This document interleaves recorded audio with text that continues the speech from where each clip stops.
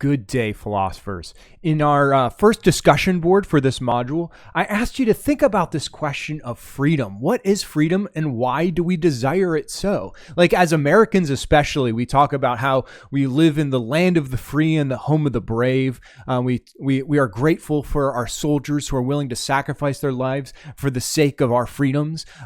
We hold freedom as an incredible value for us. We don't want anyone to take away our freedoms, right? And so we clearly value it. But again, philosophically, we're taught that we always need to critically examine the foundations of all of our key ideas, because without critically examining these, how will we ever truly be wise and truly understand things that are most important to us? And so we're going to take up this question of freedom. Now, before I get into the way we'll talk about freedom here, I'm going to just set aside the question of, say, free will versus, say, determinism. There is philosophical wondering about sort of metaphysical freedom, in the sense that, is it possible for that we don't actually have free will, that despite the internal experience of making free choices and me being able to choose between multiple things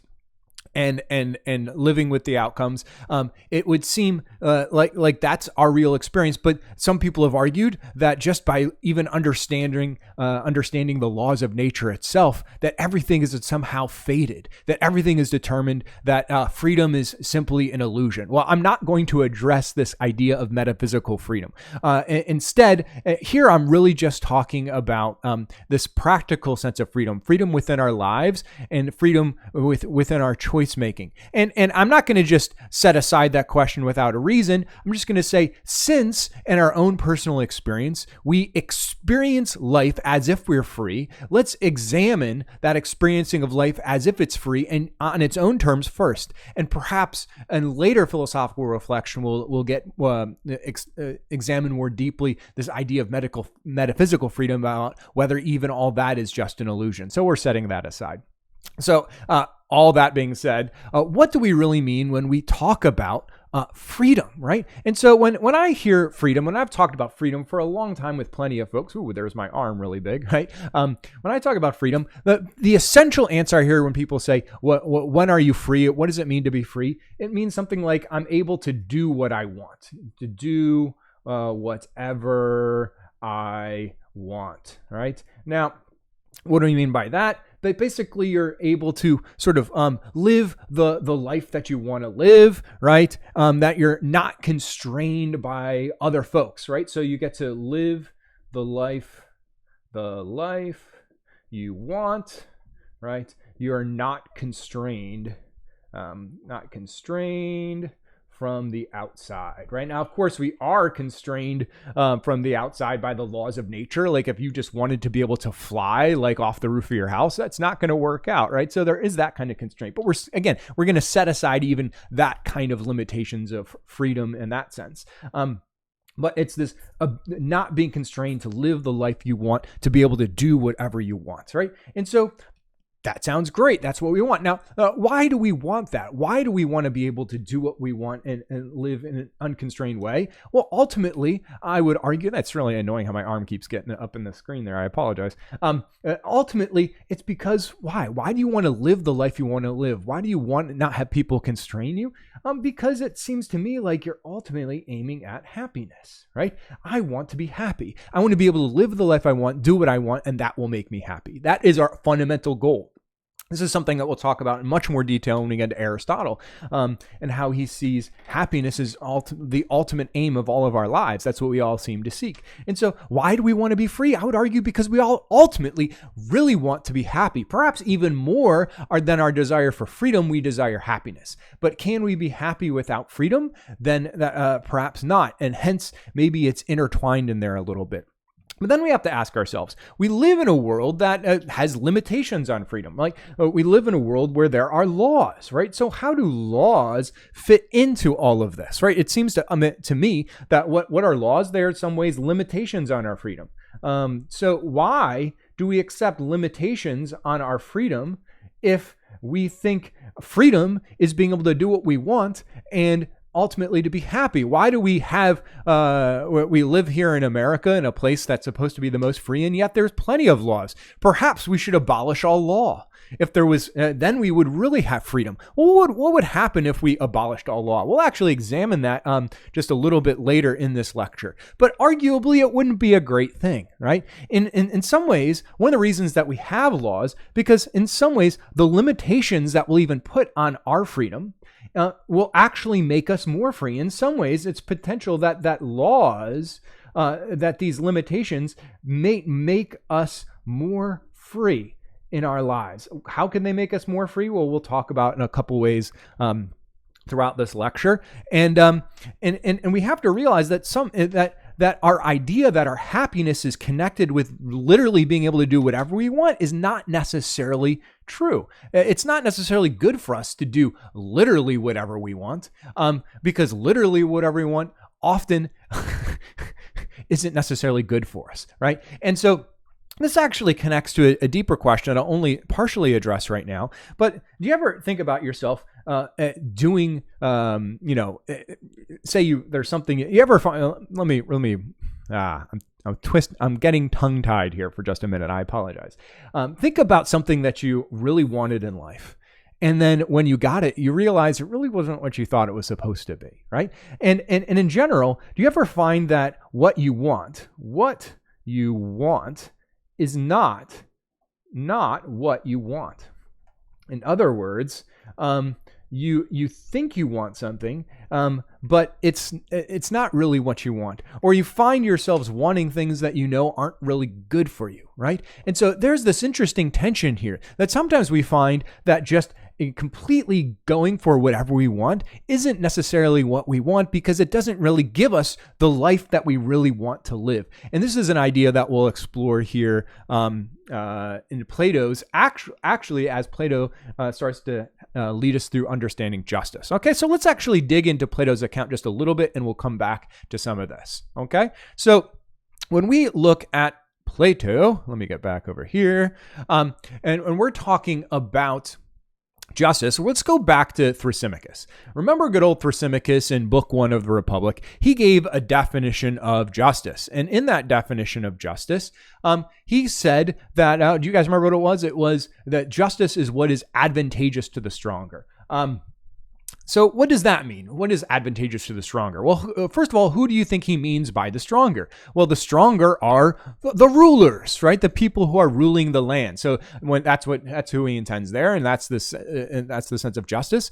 And so to act justly ultimately would mean to be doing things that are advantageous to the stronger. What does that really mean? That would mean to be obeying the rules passed down by the rulers, right? Which means following the laws, right? And so right now, when Thrasymachus is thinking about the nature of justice, he says that it inherently means that we're obeying rules and following laws, right? Okay. Now, the real kind of question that you might ask yourself is, well, why do we obey rules and follow laws? Why do we do those things?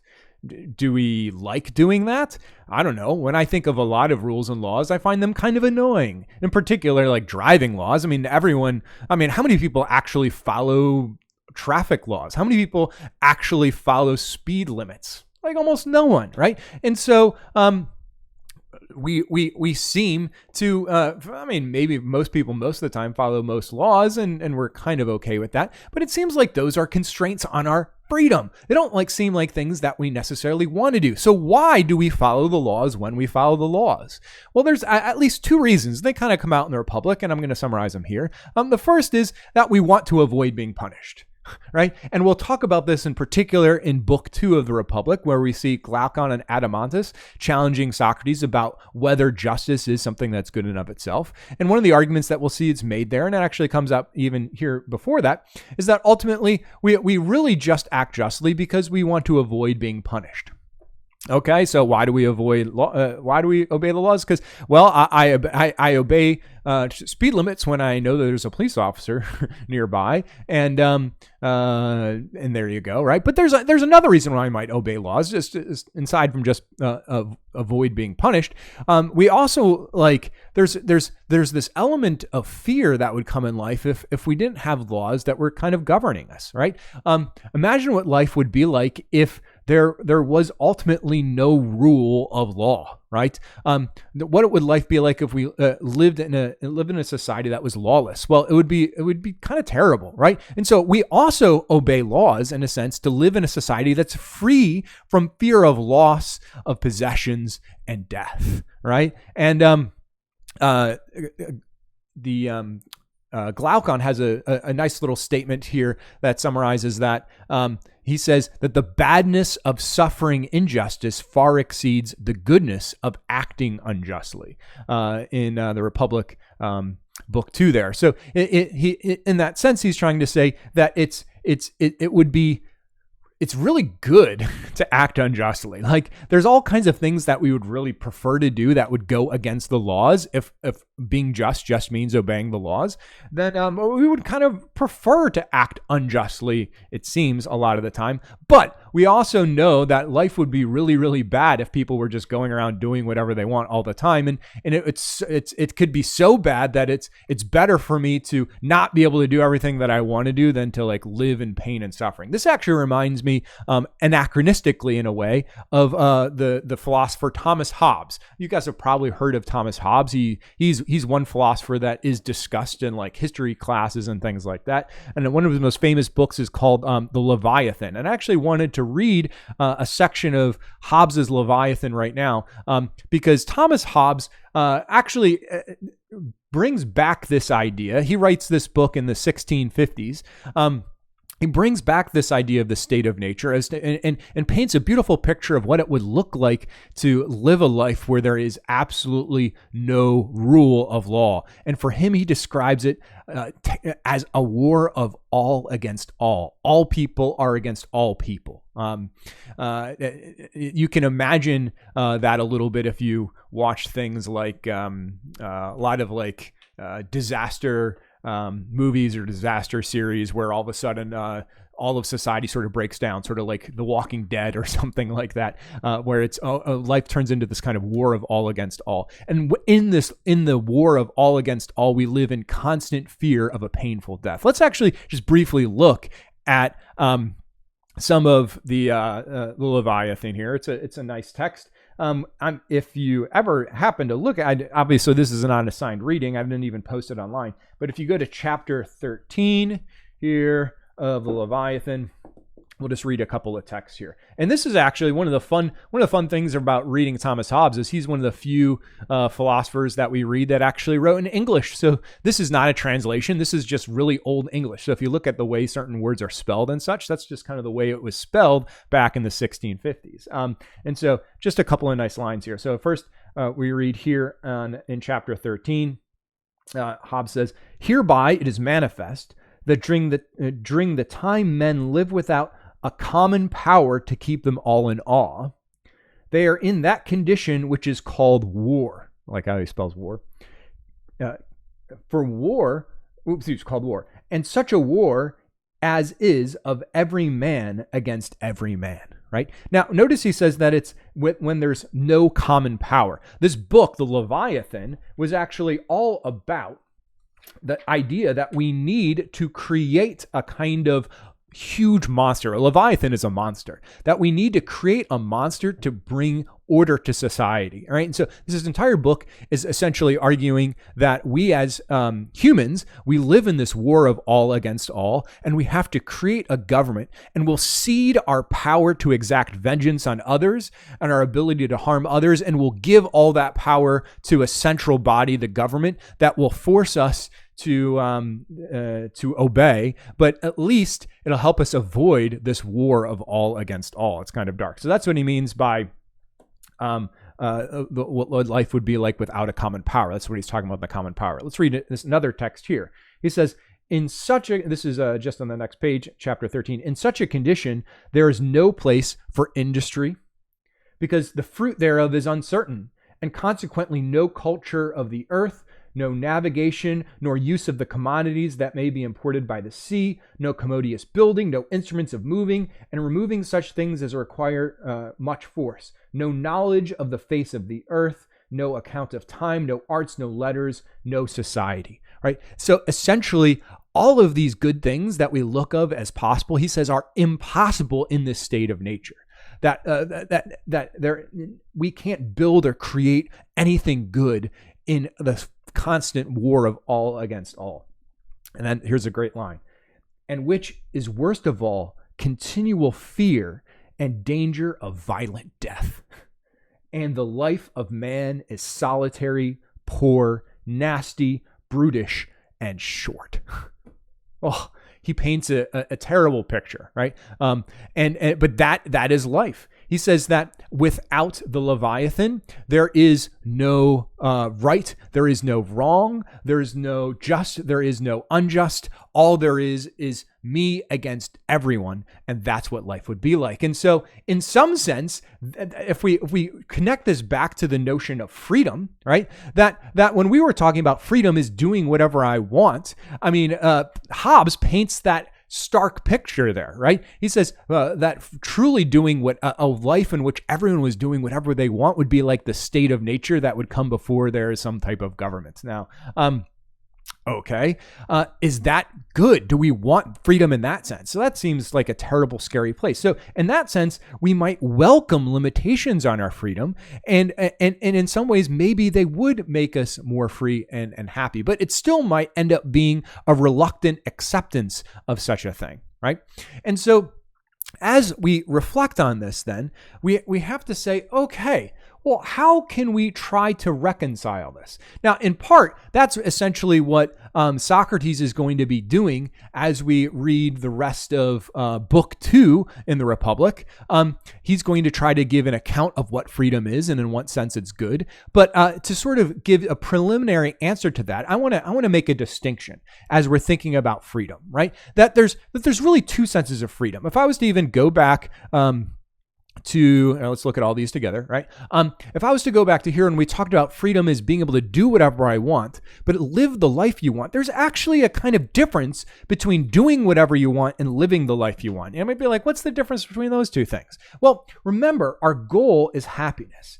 And to be happy, we actually we want to be living a happy life. Now, so, and I already planted we talked about this idea that sometimes the things that we want don't actually make us happy. Sometimes being able to do whatever we want actually is not what we want, because the choices and the things that we choose actually make us less happy than make us more happy. And so we need to make this kind of distinction here. And I think this is in part will help us understand where Socrates goes with things, right? He says, we could distinguish what someone being free based on let me try to read. I'm having trouble today. I'm sorry. One is free when he or she can seek what appears good, right? To do so without constraint. We've already talked about this idea of not wanting what you want. But in another sense, someone could be free when someone possesses what is actually good, right? So there's a sense of freedom where you get to seek, a freedom in seeking the good for yourself, but then there's another kind of freedom in possessing it, right? And I would argue that being able to do whatever you want in some ways seems like this aspect of seeking, right, what's good, but living the life that you want is actually in some ways more possessing instead of seeking, right? Once you're actually living the kind of life you really want to live, and what kind of life do you really want to live? You want to live a happy life, right? Then you possess the kind of good that you want, right? Now, and here's this trouble. When we notice within ourselves that sometimes the things that we want don't actually bring us what we want, that is happiness, then we have to realize that we need to rethink this priority we put on what we want. As Americans, we want what we want, and we don't want anyone to be able to stop us from getting what we want. And in some ways, that's a good thing. You know, I don't want the government to stop me from being able to do things that I think are right for me, right?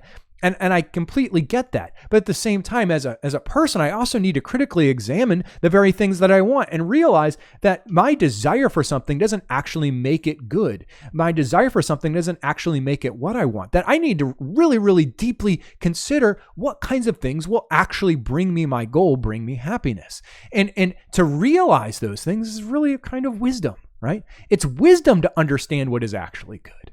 And so here's the sense that just like there's a certain kind of openness that we'll have to being constrained by laws because we don't want to live in fear of a painful, brutish, short life and death, right? We don't want to live in a war of all against all, so we'll accept the constraints of some laws. But in a deeper sense, we can't just be constrained from outside, but we should be constrained from inside, right? So there's, and this is going to be a really important thing for us understanding Plato and his ideas of justice overall. That when we talk about justice, there's going to be justice in terms of from the outside, as I put it. That's going to be in terms of the world that is public to us, that's external to us. That's justice in the sense of us being ruled inside a governmental structure and us obeying laws and things like that. But then there's a more important sense of justice that's internal, that's inside, right? And in this sense of justice, this is, private's not the right word here. This is ultimately something that's, as we'll see in his own language, the way Plato puts it, he says this is something that's within our soul. This is thinking about justice as a kind of virtue within us, right? And in this sense, this being self-constrained by wisdom, realizing that it's not just important for me to be able to do whatever I want, but for me to actually discover what's actually good for me, what actually will bring me happiness, and to seek that. And that would be freedom, to be able to actually know what will bring me the happiness I desire, and then not being constrained from the outside from being able to actually obtain what will actually make me happy. So do we need to be able to seek what we want? Yes. But that seeking what I want needs to be first informed by wisdom. And that is going to be the crucial distinction that will bring everything together when we finish our discussion of Socrates here on justice. Okay. So I hope this was interesting and helpful. Have a beautiful day, and I will see you in our next lecture. Well, at least I won't see you. You'll see me. Hope all is well. Toodles.